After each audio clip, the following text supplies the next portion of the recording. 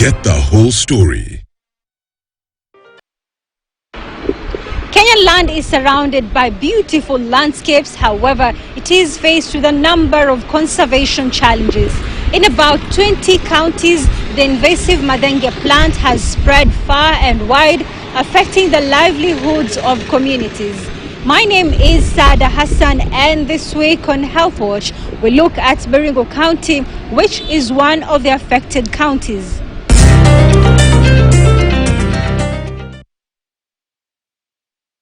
Along the acres of land in Baringo County, appealing and inviting green vegetation meets the eye. On top, canopies have formed, providing cool shade that comes in handy during the peak hours of the scorching sun from 11 a.m. However, this green vegetation is scientifically known as Prosopis juliflora and locally as the Mathenge tree. It is a thorn that keeps on giving the residents of Baringo sleepless nights. Simon Choge, the Assistant Regional Director of KEFRI Baringo, says the first tree seedling of the Mathenge plant was brought in Kenya in 1948. When it was first introduced, the good Prosopis was first brought into the country, and the species is Prosopis pallida. Now, Prosopis pallida is a good species. It does not spread. It grows very, very fast as well. It has a very good stem form. It produces very good wood that can be used for many products. So that is the first that was brought into the country in 1948.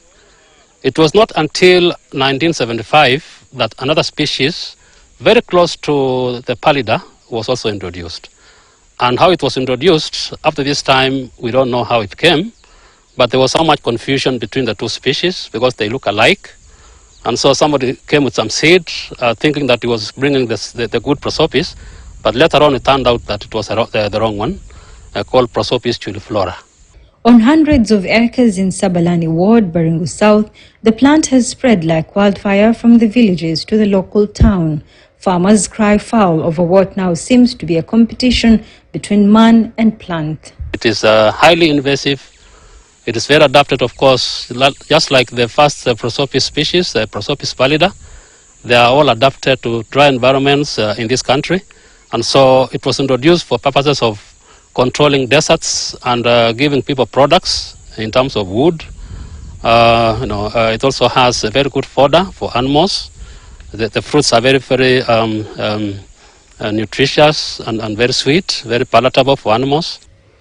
Mathenge plant, which is a legume, is known for many benefits. It can grow up to 15 meters in height, with its thorns measuring up to 5 centimeters. It is deeply rooted and it can easily block roads and change channels of flow of rivers that feed into major lakes like Baringo and Bogoria. In the plains of Sabalani Ward, we are welcomed to the farm of Francis Olekipirich, whose land was infested with Mathenge, and as a result, he had to devise means of dealing with it. I started this project in the year 2009.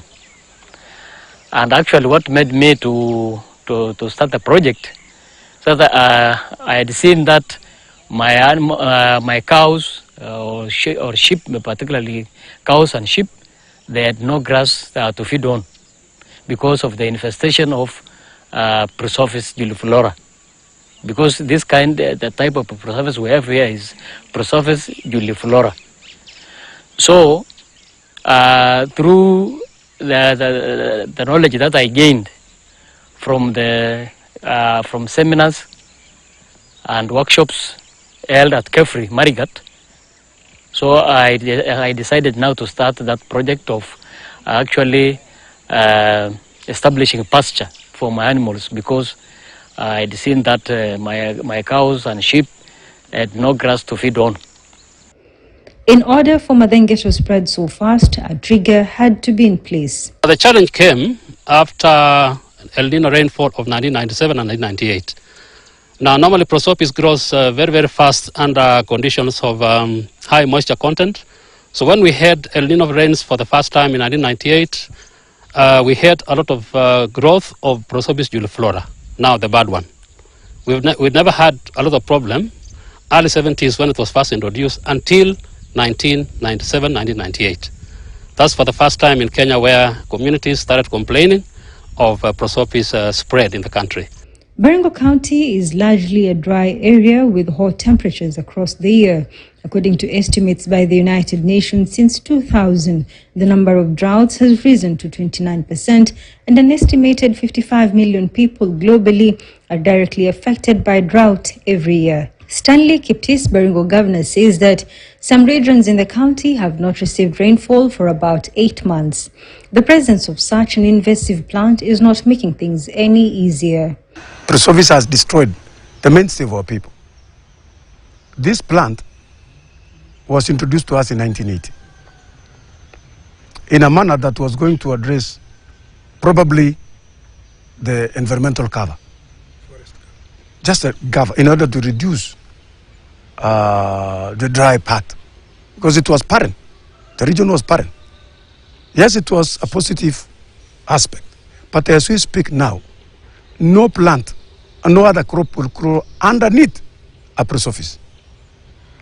So the farmers there cannot get food any longer. They plant their maize crops.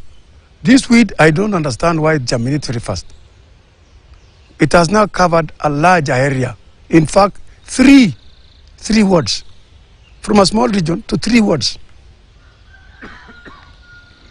Even the flow of water in the rivers is affected by preservice.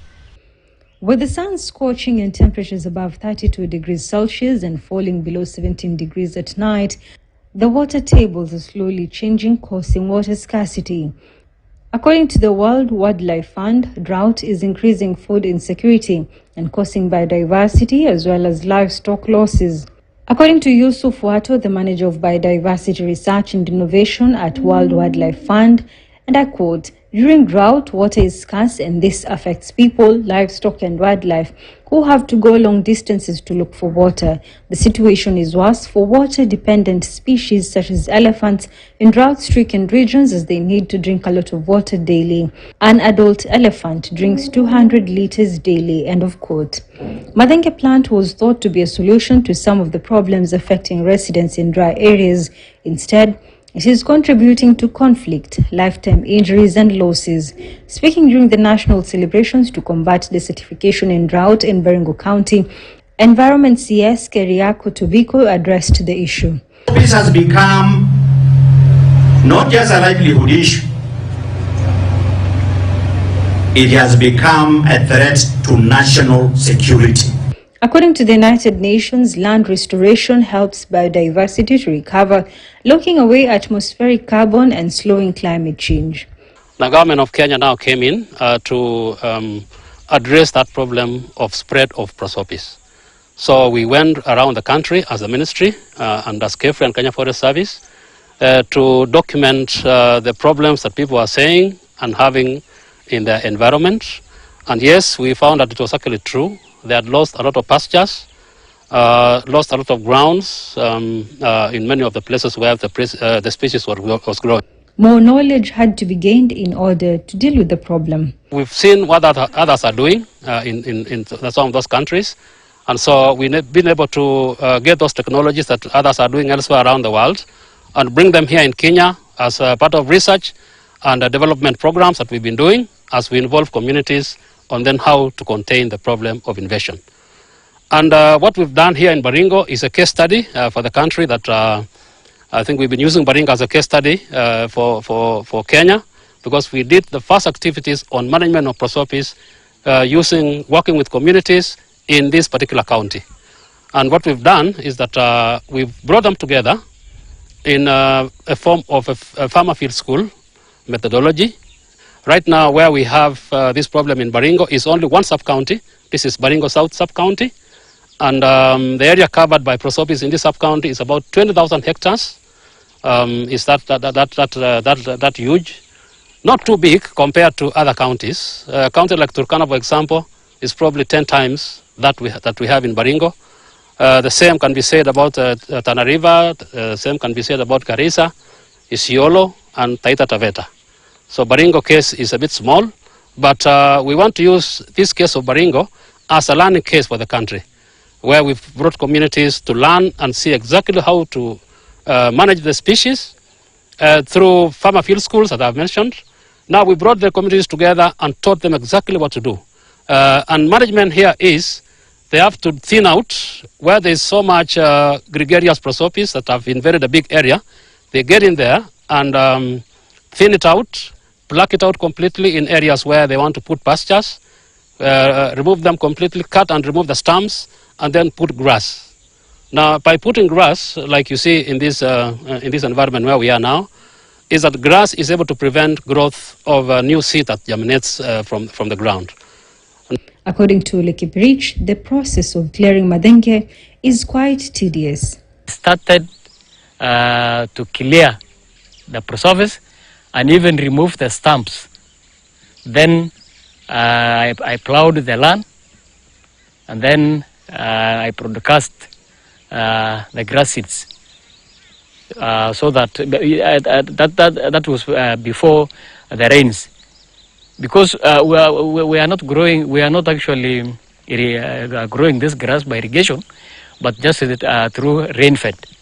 So RAE has been working with communities here to develop pastures. So they come in and subsidize the cultivation of the land. They also subsidize, I think, the seed.